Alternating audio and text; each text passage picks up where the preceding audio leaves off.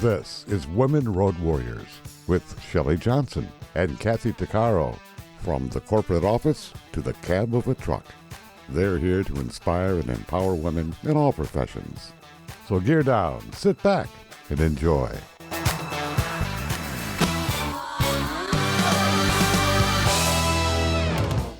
Welcome. We're an award-winning show dedicated to empowering women in every profession through inspiring stories and expert insights. No topics off limits on our show.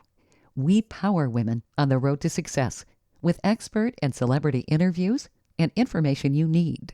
I'm Shelley, and Kathy's on assignment. As a parent, do you sometimes wonder if you're dealing with a space alien who has no idea how to communicate with you or conduct themselves in the proper way? Do you also wonder what it takes to speak to your kids? Sometimes it seems like a really complicated mystery, especially when kids get into their teens. There really are answers and solutions.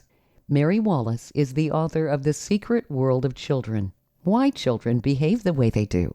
Meri's been a child and family therapist and parenting expert for over 30 years. She writes a monthly blog for Psychology Today and has appeared on national TV, radio, and popular podcasts to discuss everything from infancy to adolescence. She's made repeated appearances on Eyewitness News, Good Day New York, WNBC, CNN, MSNBC, BBC, WPIX, the Hallmark Channel, and the Fox Family Channel.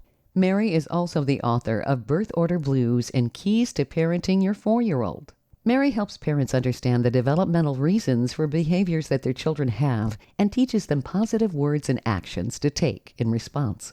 She's identified 9 specific developmental issues that cause a child's troublesome behavior. Her advice helps reduce parent-child battles and build strong parent-child communication. We wanted to know more, so we invited Meri on the show. Welcome, Meri. Thank you for being with me. Thank you so much for inviting me. Oh, this is going to be a wonderful conversation. I can't wait to hear some of your insight because, it does seem like at times the kids are on another planet other than ours, As your website says, children's behavior can be baffling, terrifying, and utterly infuriating sometimes. Parents can feel so lost and hopeless. This is such a difficult issue for parents. As a matter of fact, as a parenting expert and a child and family therapist, I feel this is the hardest thing in the world for parents, to understand why their child is flinging a forkful of spaghetti across the room or is kicking and hitting and biting. They don't understand. And they get upset. They worry, is my child going to end up on a therapist's couch forever? Have I failed as a parent? So I wrote this book out of my love for children and my wish to explain to parents how to respond positively to their children's behavior, how to understand it. And most of all, if you understand it and you use the suggestions I give you in the book, you will raise your child to feel loved. That's the most important thing. I love this. It's so important. Kids don't come with an owner's manual. We everything else in life, we have instructions. We really don't have one for children, and every child is different.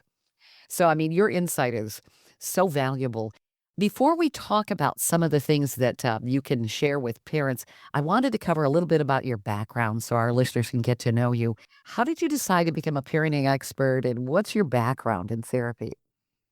Well, I've had an interesting background. I started out as a dance teacher, and I taught children how to dance and also adults. And I just fell in love with children.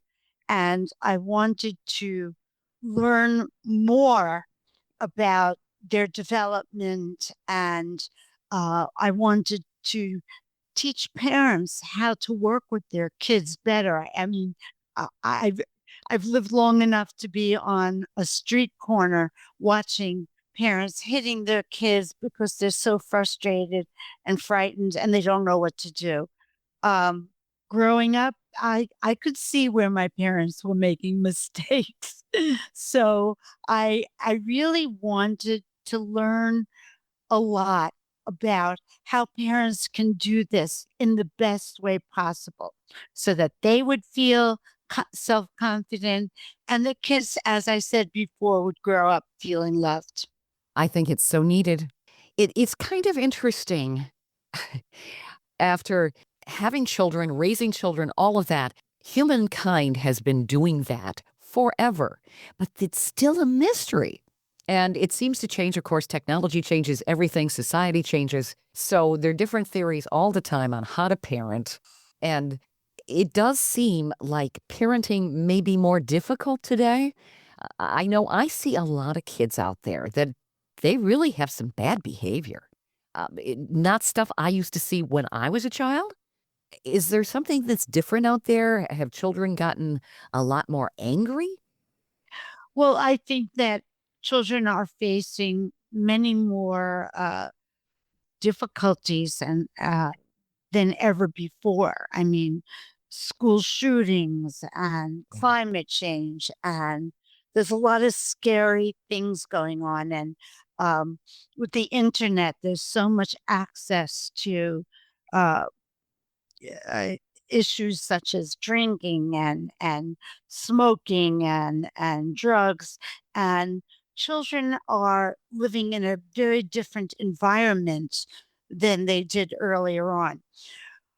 Also, I think that in prior decades, I think there was a misunderstanding of children that governed how parents reacted. They didn't understand what I've discovered. I've discovered that the behavior we see is always predicated by some sort of emotional issue or a developmental issue underneath. And and parents never learn that.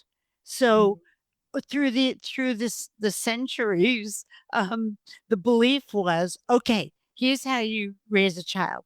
If the child does something wrong, you use capital punishment, or you scream, or they there was a feeling that the child was bad. And so I think what happened then is children grew up feeling quite bad, and they weren't really taught how to deal with their feelings and how to behave in the best way possible. Yeah. And so I think what I've discovered in my over 30 years is that there really are developmental reasons why a child will kick and bite. The child is not bad. Children are not bad. They start off reacting from developmental issues. For example, uh, you're feeding your baby, and your 3-year old is feeling jealous and feels he wants attention, but he doesn't have the language or the impulse control to come over and say, "Hey, ma, what about me? What am I, chopped liver? Right. Give Yeah. me some attention." Hmm. And so children, and everything in my book, I show any kind of behavior that I describe. I link it to infancy.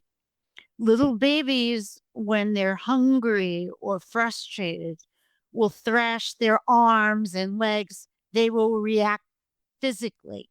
Hmm. So when you get to be 3, you still don't have the language and you still don't have the impulse control. So you just continue to behave that way. And in my book, I follow each particular developmental issue all the way from infancy to adolescence. I mean, adolescents will still slam a door and scream, "I hate you." Oh, yeah. Um, and our job as parents is to teach our children how to express themselves in words. And they don't come into this world with the words. And so one of my, the strongest things that I tell parents is you have to teach phrases. You have to teach children what they can say instead of engaging in negative behavior. And as we go along, I'll show you how that works. Okay, that makes sense. When we come back, we can cover some of that. Stay tuned for more of Women Road Warriors coming up. Dean Michael, the tax doctor here. I have one question for you. Do you want to stop worrying about the IRS? If the answer is yes, then look no further. I've been around for years. I've helped countless people across the country, and my success rate speaks for itself. So now you know where to find good, honest help with your tax problems. What are you waiting for? If you owe more than $10,000 to the IRS or haven't filed in years, call me now at 888-557-4020 or go to mytaxhelpmd.com for a free consultation and get your life back. Industry movement Trucking Moves America Forward is telling the story of the industry. Our safety champions, the women of trucking, independent contractors, the next generation of truckers, and more. Help us promote the best of our industry. Share your story and what you love about trucking. Share images of a moment you're proud of. And join us on social media. Learn more at truckingmovesamerica.com.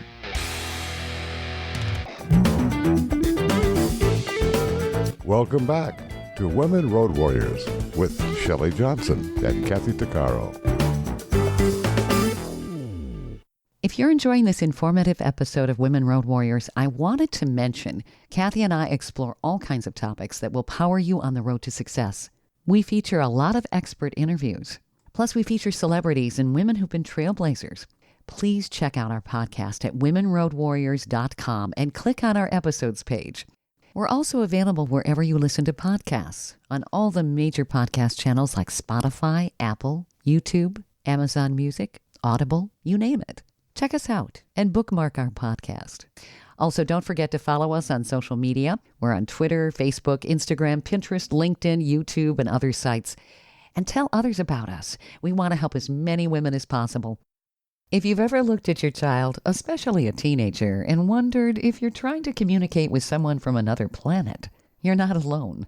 Parenting can feel like decoding a mystery, especially when it comes to understanding why kids act the way they do. But there are answers. Meri Wallace has spent over 30 years helping parents crack that code. She's a family therapist, parenting expert, and author of The Secret World of Children, Why Children Behave the Way They Do. Meri says many times it's a matter of teaching a child what to say instead of engaging in negative behavior. You may have seen her on CNN, MSNBC, or the Hallmark Channel, or read her blog in Psychology Today. Meri has identified 9 key developmental reasons behind challenging behaviors. She's been sharing how parents can respond with empathy, reduce conflict, and build stronger connections. Meri? Would you say that some of this also is a struggle for independence? We as a species want to be independent.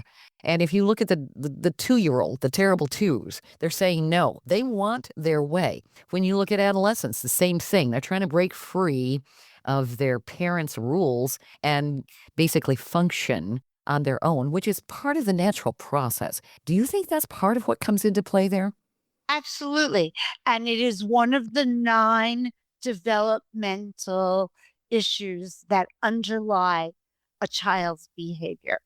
And you picked 2 very interesting points.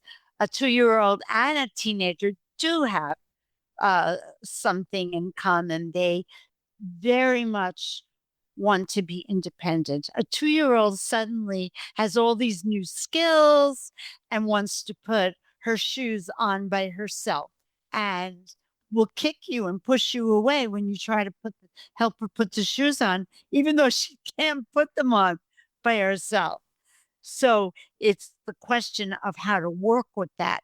And I will tell you that in a second. A teenager wants to go out into the world and do what adults do. But the teenager doesn't have the skills.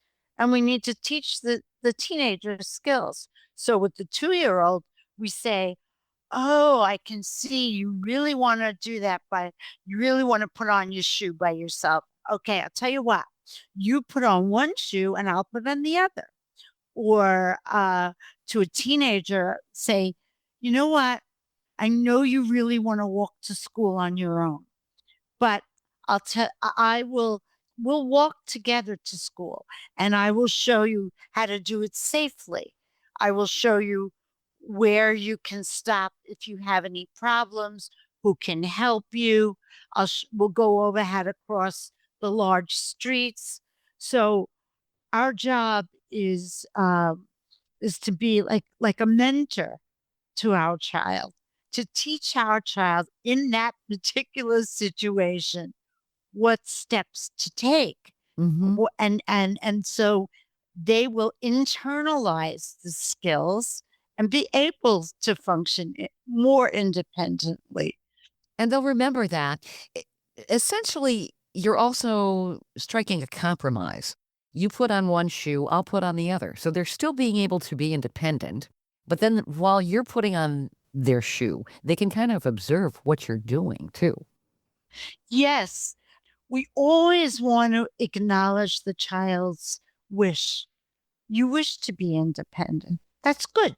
That's very good. We want to promote independence, but we also want to promote safety, and we want to teach our child the skills to accomplish what they really want. And they need to know from us that you're not able to tie your shoe because you need to make a loop this way and that way. If a child is fighting you putting him into a car seat, you can say, you know what? You can climb up on the seat, and here's how you can get into the seat by yourself. So in a way, it's sort of, you could call it a compromise, but you're also aiding the child. You're being this benign mentor. What do you do with a willful child that has temper tantrums all the time? Okay. As I said before, young children especially, if you're in a store shopping and your child sees this red fire engine that's new and shiny, and he wants it, and he throws himself on the floor. And the reason children do this begins actually in infancy. In infancy, a child knows, I'm hungry and you're not coming fast enough, and I have to eat to live. There's an internal message that the body has. You must eat to live.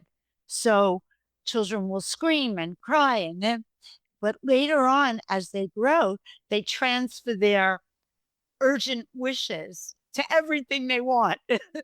So, and it's hard. It's very hard for us, because if a child who walks into a store is going to find something he gets attached to and urgently wants it. Okay. So now a child's tantrum is kind of a protest. I want that. I really, really want that. So there are certain steps you can take to work with that. It's not easy. Everybody in the store is looking at you to see, are you a capable parent? Can you handle your child? Can you handle an out of control child? You really have an out of control child. No, you have a child who wants and feels it urgently. So we immediately say to a child, I can see that you want that red fire engine. We acknowledge the wish, because once you acknowledge it, you sort of bring down the level of urgency to protest. You lower the protest a little bit. I'm not saying you always, it takes it away, but I can see that you want it, but you need to come off the floor, and we talk about it in our family. We talk about what we want. We don't throw ourselves on the floor. We don't hit anybody. We don't kick anybody. We talk. And here's what you can say. Mommy, I really want that truck. So your 3-year-old is starting to internalize a way of asserting himself that's positive. And then you can tell your child, you know what? We can't get that today. It's a big present, and I just bought you some a ball in the other store, and but we can put it on a list on my phone, and on the phone we can and maybe we'll get it for you for your birthday or for Christmas or the next time we want to give you a gift. So it's on the phone. Now, children love that. Children feel that it gives them a certain amount of power. Mm-hmm. And some assurance that, well, I wouldn't even say some, an assurance that you're taking their desires and needs into consideration. Sure. Now, doesn't mean you buy it. Doesn't mean you rush out and buy the truck. But, right. But yeah, so that's why children have tantrums, because they really want something bad, or they feel angry, and their emotional economy is not developed yet. I've seen parents who give in. They'll just get the toy to keep the child quiet. And if they're told, the child's told, no, not right now, sometimes they're like, I want my immediate gratification. They'll still be angry. I want that now. I want it. I want it. How do you deal with that? Because it's almost like sometimes the children do this so much, the parents don't know how to deal with their behavior. The children are running the show. Well, yeah, because a child's wishes and emotions are big. Mm-hmm.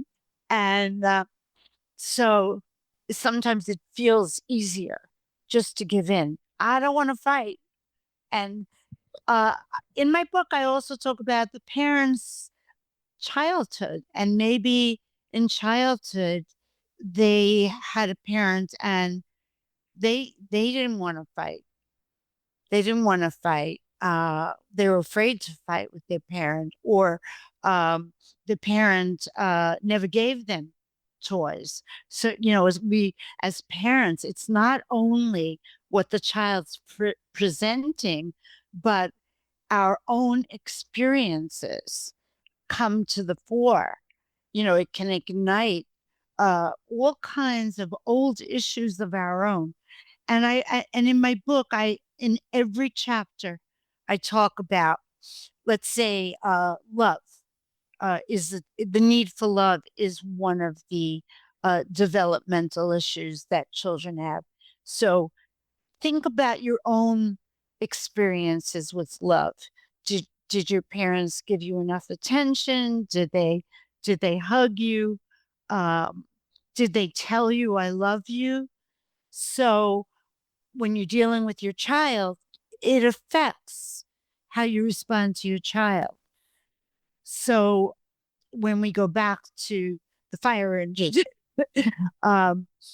we might say, because of our own experience, we might say, okay, my parents never gave me anything, I'm going to give them. But I recommend that, yes, you look into your own childhood, because that's going to help you in your parenting. If you're not aware of what you're reacting to, if you're always saying no, then to your child, then you might say, well, maybe that's something you learned from your own parents. They always said no, so I'm going to always say no. So you need to look into yourself. But overall, it is best not to give in unless it makes sense. You know what I mean? That makes total sense.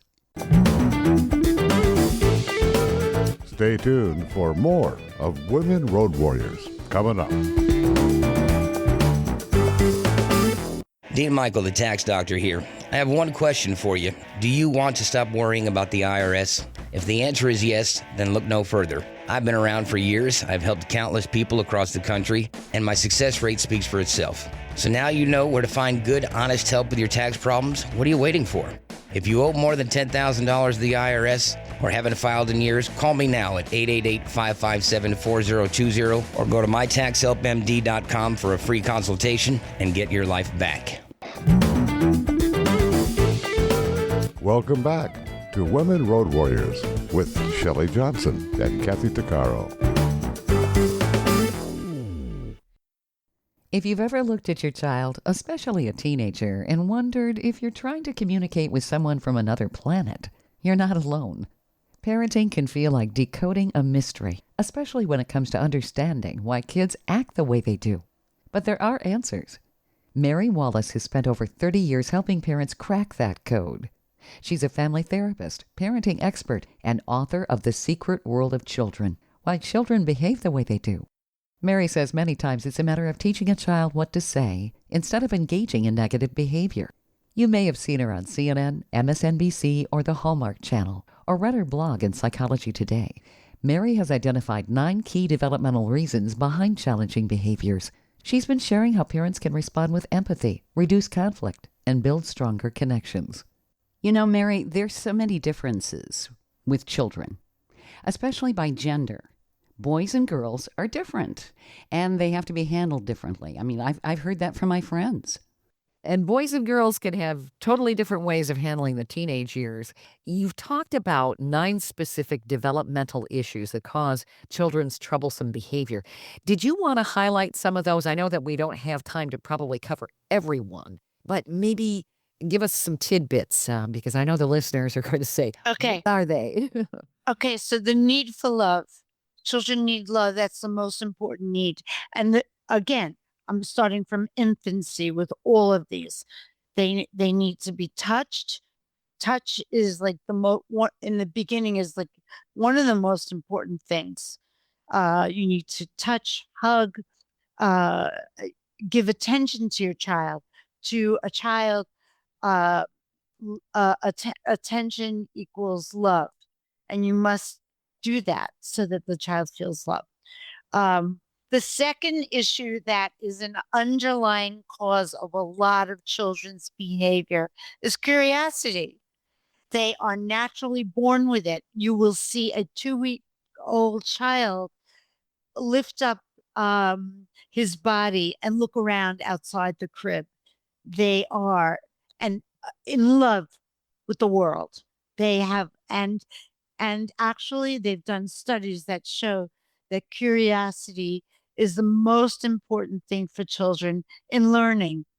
The third thing is the need for independence. Children are born and they feel at one with their parent. They cry, the parent feeds them. They often feel like the parent's hand is their own hand. And then really early we begin to see a baby start to try to be independent, climb up on a chair when they're really too small and it could harm them. And so there's a tremendous need for independence that shows itself most clearly in adolescence. And in fact, adolescents need to begin to be independent because they're going out in the world. This is right before they go out in the world. So they want to feel independent. Fourth thing is that children experience an urgent need for their whatever they wish. And I already explained that infants need to eat, so it's urgent, and it is urgent. And then they transfer this urgency to anything they want as they grow. And they need to learn that it's okay to want. It's okay to want, but you can't have everything you want, and you can't have everything you want right now. The next thing is impulsivity. Children have quick feelings and desires, and they take an action, and they're not aware of the consequence. Because children have urgent wishes they experience as life and death, that's why a 2-year-old will go through an open gate and jump into the swimming pool because they have an impulse to do it. So that's something that they need to learn, that something could happen to them. They could get hurt. And so you can't jump down from the bunk bed. You can't go into the street because it's my job to keep you safe.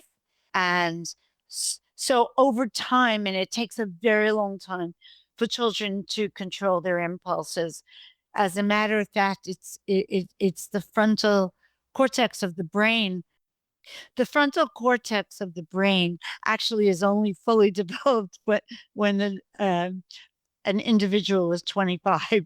Interesting. Oh my goodness. Impulsivity exists for a very long time. And frankly, a lot of these things, though I say it's from infancy to adolescence, adults struggle with that too. Sure. Okay, I'm not going to eat a brownie. I'm going to eat an apple instead.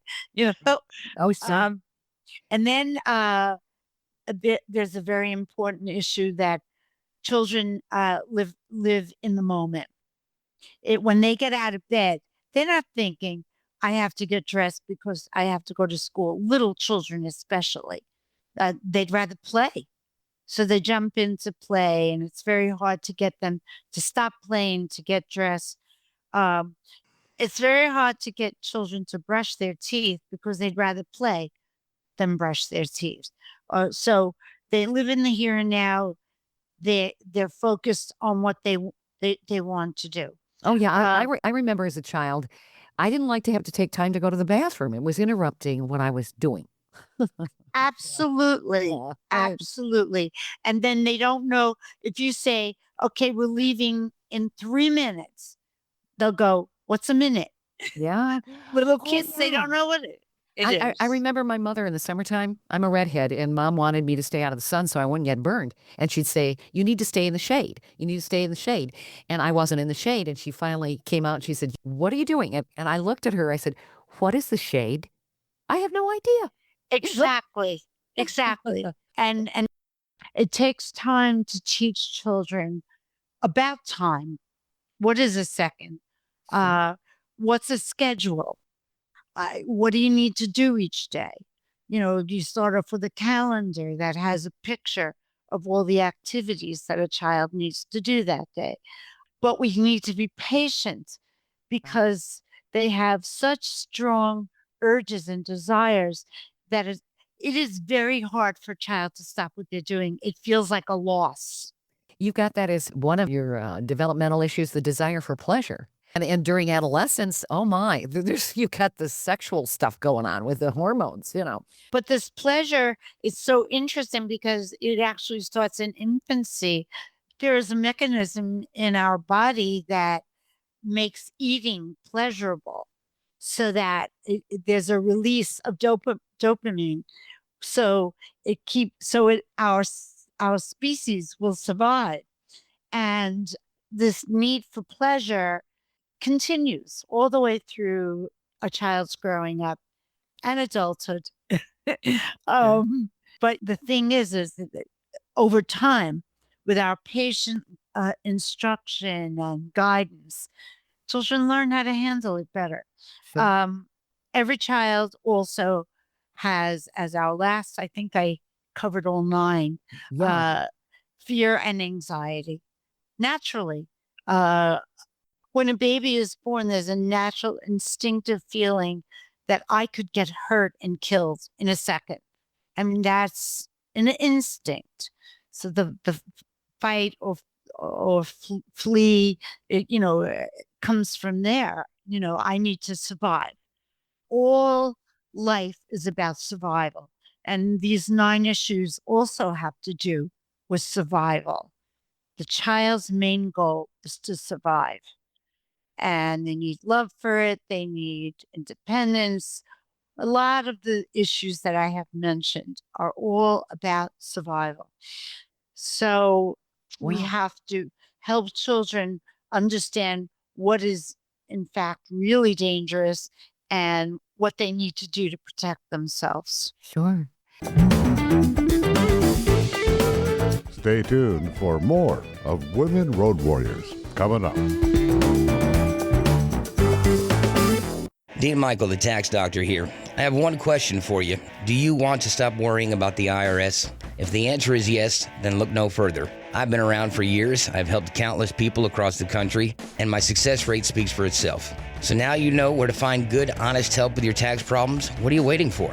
If you owe more than $10,000 to the IRS or haven't filed in years, call me now at 888-557-4020 or go to mytaxhelpmd.com for a free consultation and get your life back. Welcome back to Women Road Warriors with Shelley Johnson and Kathy Tuccaro. If parenting ever feels like a daily negotiation with a tiny, unpredictable roommate, you're spot on with that feeling. Whether you're dealing with toddler tantrums or the silence of a brooding teen, it can feel like you somehow missed the manual. But our guest, Meri Wallace, has been sharing the answers you've been looking for. Meri is a seasoned family therapist and author of The Secret World of Children, and she spent decades helping parents understand what's really going on beneath the surface of their child's behavior. She says children have a deep need for survival and love, and that means more than just saying it. Touching, hugging, and giving focused attention are all essential. That's what equals love to a child. Meri also explains that a lot of misbehavior isn't about being bad. It's often rooted in natural curiosity or tied to stages of development as far back as infancy.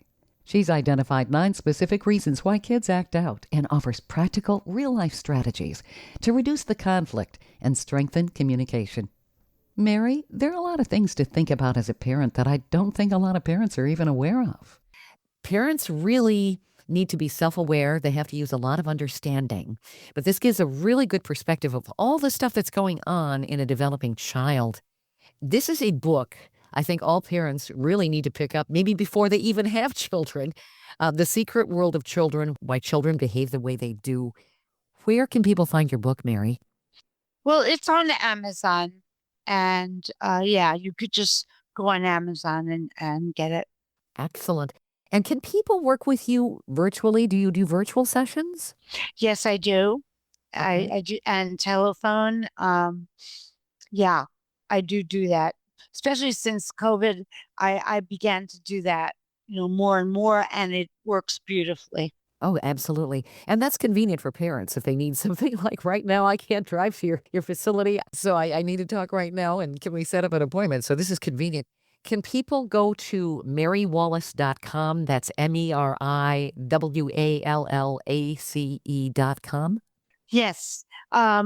And I talk about my experiences on television and the books I've written, and I have my Psychology Today blogs about every topic. You could go to Psychology Today and you'll find tons of topics that may relate to you. That's terrific. This is some tremendous information, Meri. We barely tapped into everything, but you've really given listeners some food for thought. I don't think the average parent really thinks about all of this stuff. There's so many dynamics that go into the growing child. I love how you've broken all of this down. It's such common sense, and I think it's great. It's a great guide for parents, and it's going to make for happier children. The Secret World of Children, Why Children Behave the Way They Do. I recommend people pick up the book. I really appreciate you talking about this, Meri. It's my pleasure. I believe it can be very helpful. Sometimes I work with a family for a few minutes and I start turning things around in their lives when they're pulling out their hair. Yeah, and that's all they need sometimes is like, show me the light. Please, please guide me. I enjoy it.